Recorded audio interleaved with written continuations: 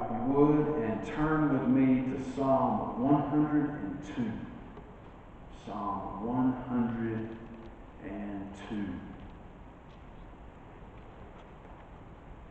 We're going to continue our study this evening as we look together at these parables that ultimately point to Jesus. I think a lot of them do in a lot of different ways, but we're just kind of looking at the most obvious ones here. So Psalm 102 is where we'll be. If you want to kind of find Hebrews chapter 1, you go ahead and put a thumb there, because we'll kind of be back and forth as we look at this, okay? So let me ask a question as we begin.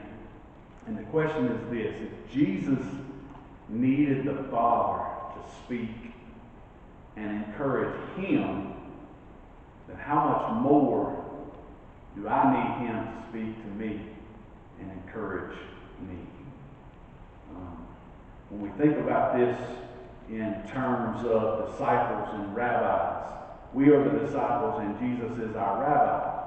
So the end goal of a disciple with his rabbi, the end goal was what? To be exactly like his rabbi. Okay? So they spent all that time with the rabbi to one day end up being exactly like him. And so if Jesus is the rabbi, then if he needed the Father to speak and encourage him, then how much more do I need that? In other words, how would he handle this situation or that situation? Jesus Christ has got to be our standard. So we definitely need to hear the voice of the Father and look to him, especially in the time that we're in now. A lot is changing. There's a lot of uncertainty. So how would Jesus deal with this? How would he face a time like this in his life? What would he do? How would he respond? Well, it's obvious, and we'll look at the text, but the answer is we've got to look up. We've got to look up. We've got to give thanks. Realize that we're heirs of something that cannot in any way be shaken. Okay?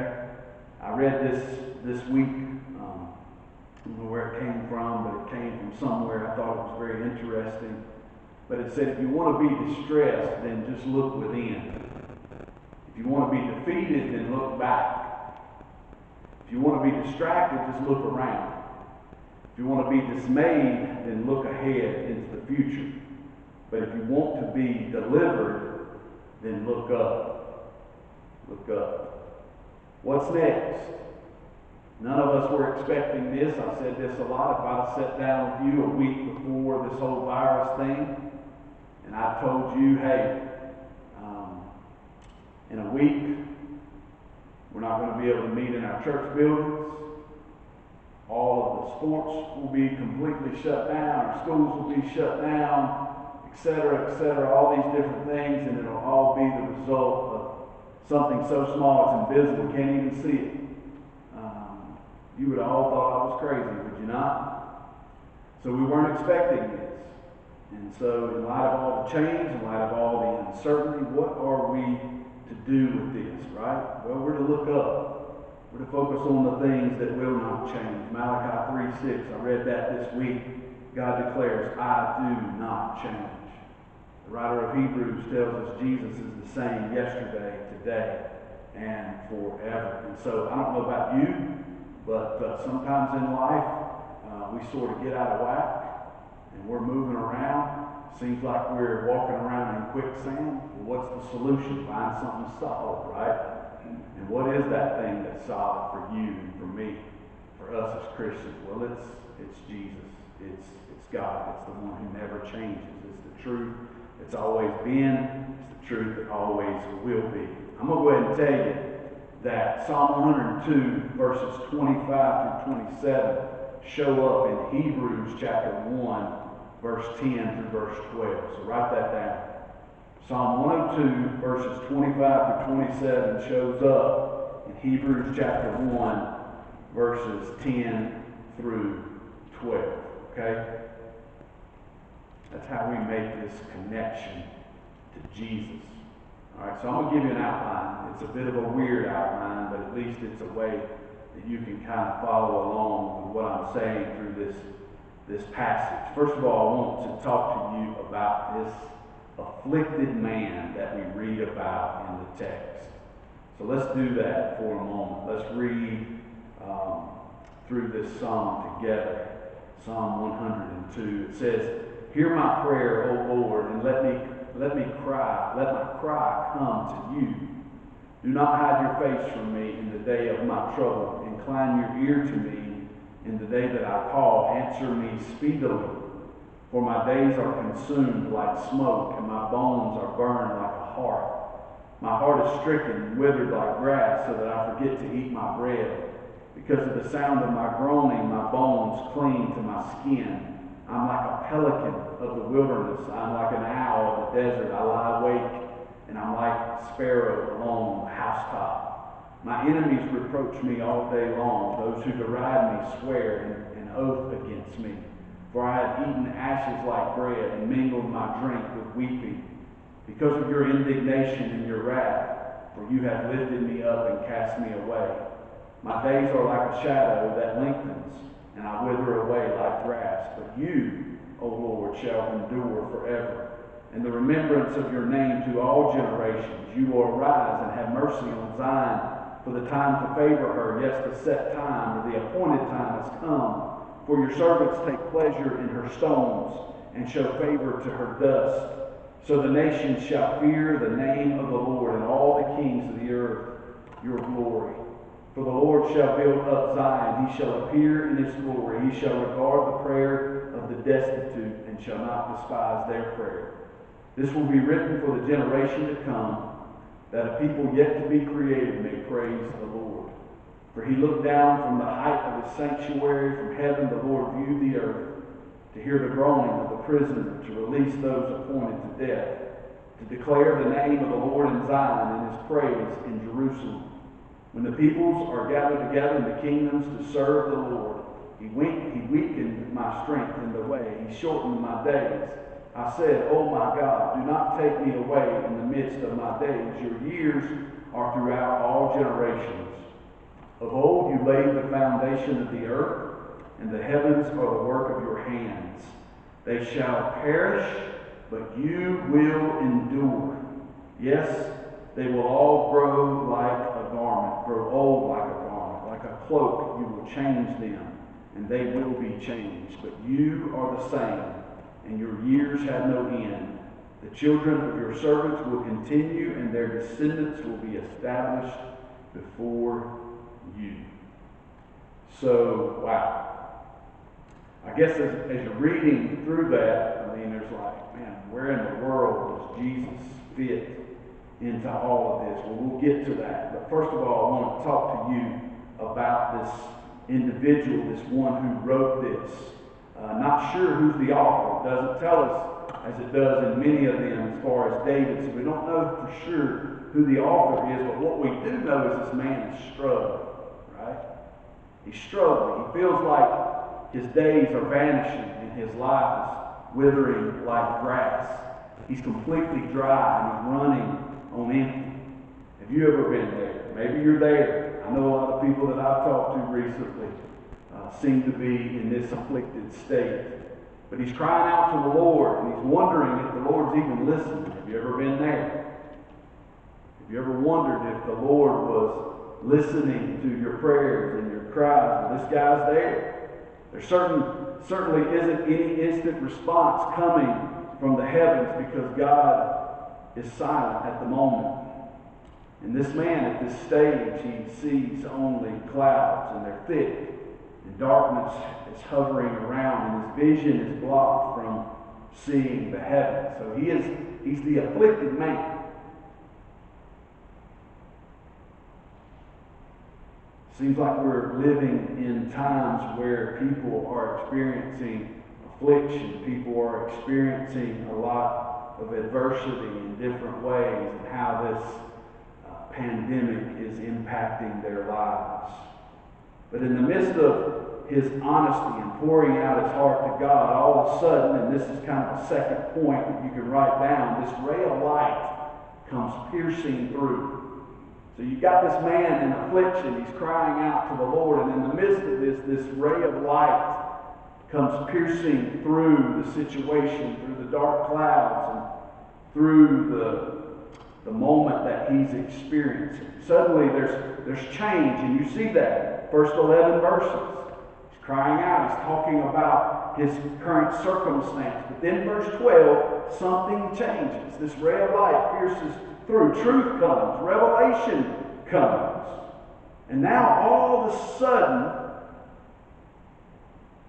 this man who's afflicted, who is experiencing what I think I experience a lot, and it's tunnel vision, right? When things are not going the way that we think they should go, then it's almost like for that moment, all we can see is what's in front of us and what we're experiencing and what we're going through as a result of the circumstances that are around us. And so what seems to happen here is that this man, it's almost like God takes his vision and he begins to expand it.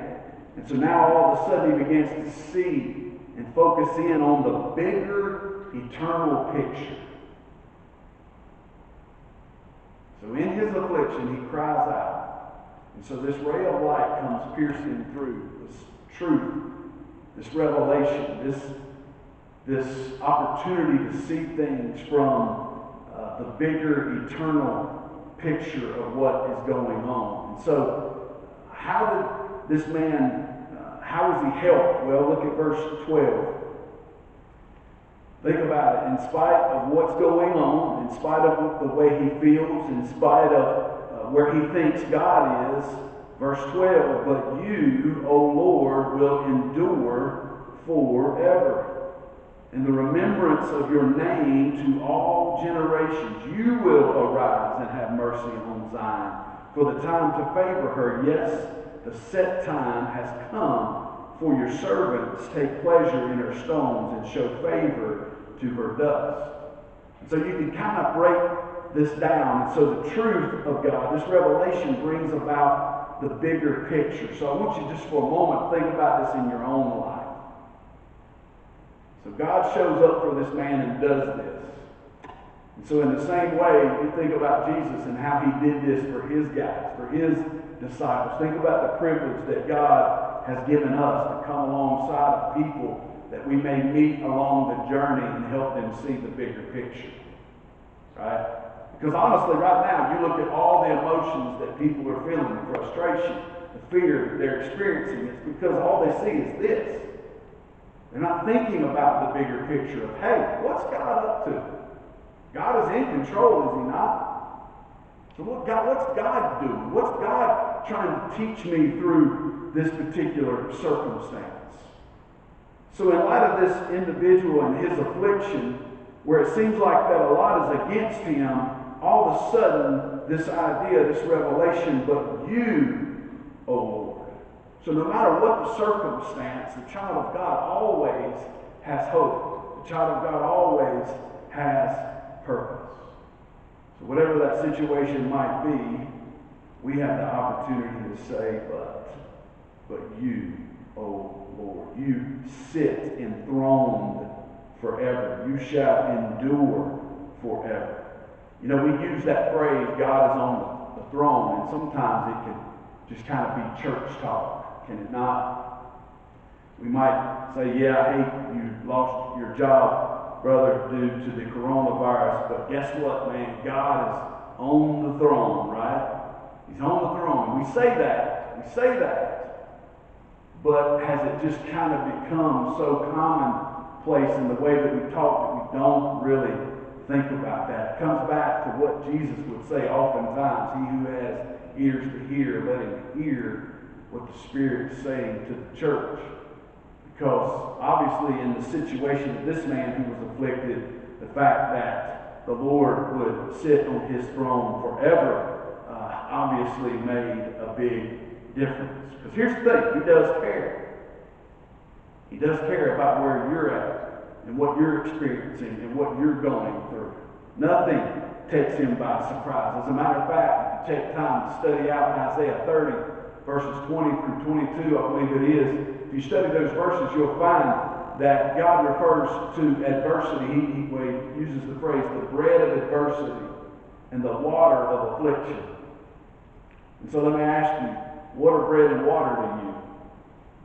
They're things you need, right? They're things that are necessary for you to live this life. And so affliction, adversity, they too are necessary for us in this life. Matter of fact, God refers to them as your teachers.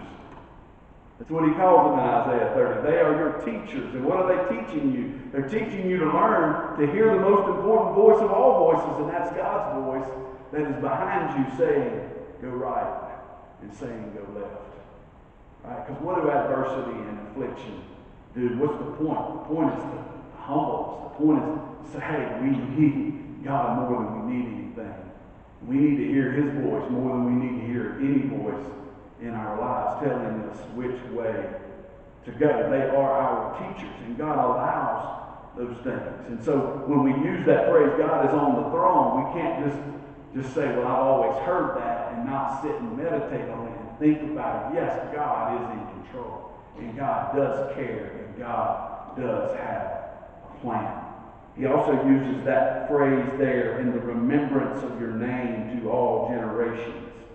See, God never changes. God is the same from one generation to the next. Men and women, as far back as we can go to the beginning, in every generation, through a variety of trying situations, have tested this rock and have testified of his faithfulness and his goodness.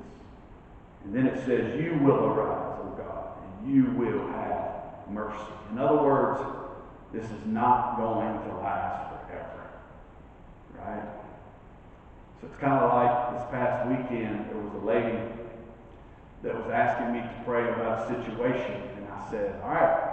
I said, I realize that you're kind of asking me to pray for things to stop. So I just provided this scenario. I said, let's say your daughter, for example, you've got like 10 minutes with them to teach them something.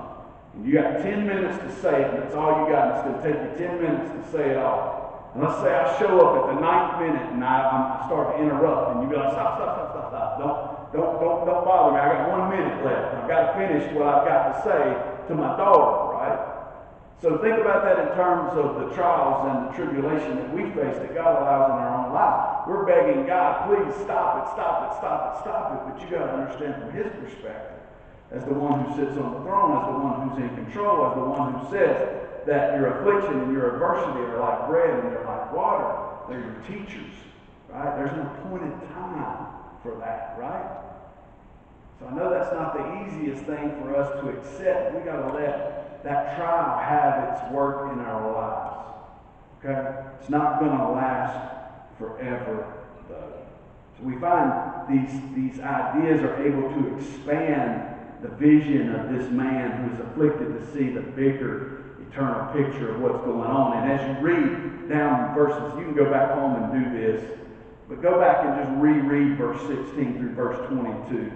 Just read the language there, right? I basically find that it was God revealing his future grace that made the present moment turn around, right?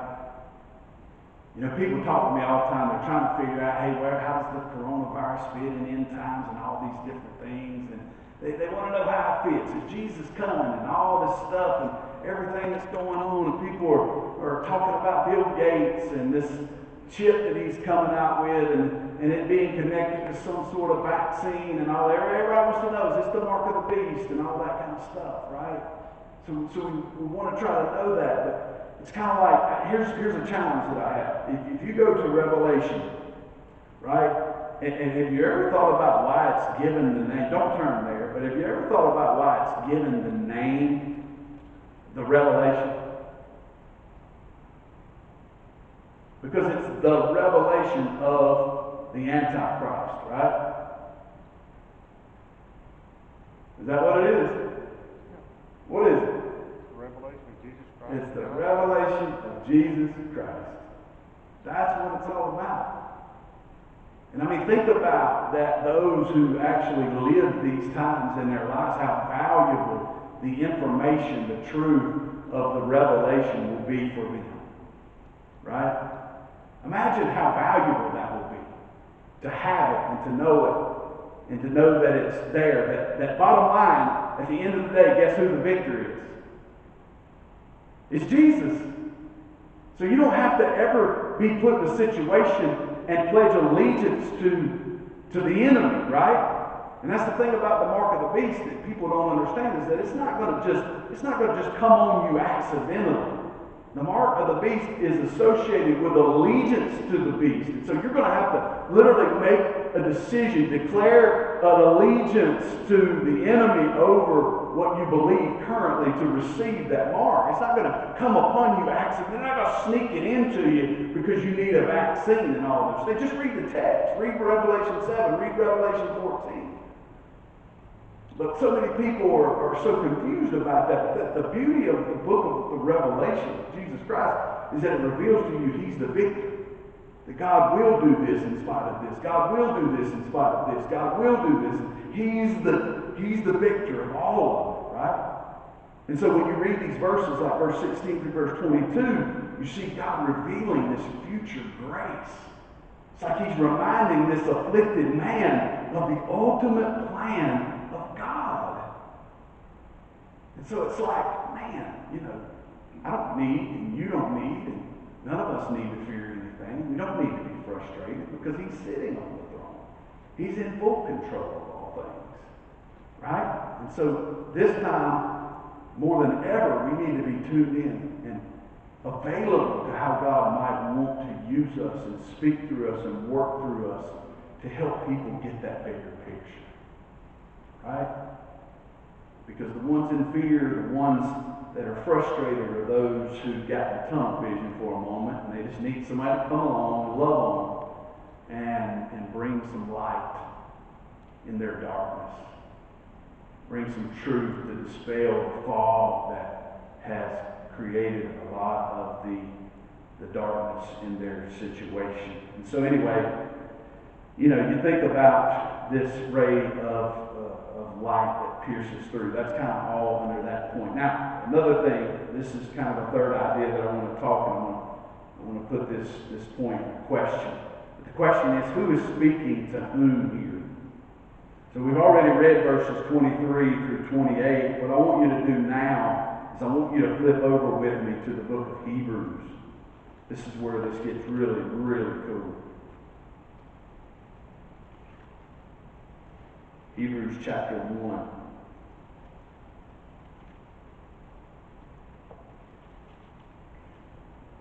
Because first glance you read it, you're like, man, what is this? What is this all about? This is just a troubled man who all of a sudden seems to have this great revelation, and he goes from here to there, and so be it. So what is it that's really cool? So the question I'm asking is, who is speaking to who? All right? Because so far we've been looking at this psalmist as somebody who's just writing down his thoughts about God. But when we look at the book of Hebrews, we realize that there's something so much more here. Okay? So look with me at chapter 1 of Hebrews, okay, verse 1. It says, God, who at various times and in various ways spoke in time past to the fathers by the prophets, has in these last days spoken to us by His Son, whom He has appointed heir of all things, through whom also He made the worlds, who being the brightness of His glory and express image of His person, and upholding all things by the word of His power, when He had by Himself purged our sins, sat down at the right hand of the Majesty on high. Now, I can't even begin to emphasize how important that statement is. That Jesus by Himself purged, removed, got Him completely out of it. Just like John said, hey, there's the Lamb of God who takes away the sins of the world. So by Himself, He did that work and He sat down, indicating He's done, right? So the only thing at this point a man can do is receive what Jesus has already completed, right? And so this was important for these Hebrews that had heard the gospel, and many of them believed the gospel, who are now being tempted to go back and to continue to offer sacrifice for sin. He's like, hey, I'm going to start it out with the fact that this work is done.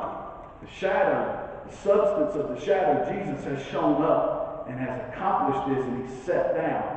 Then verse 4, have become so much better than the angels.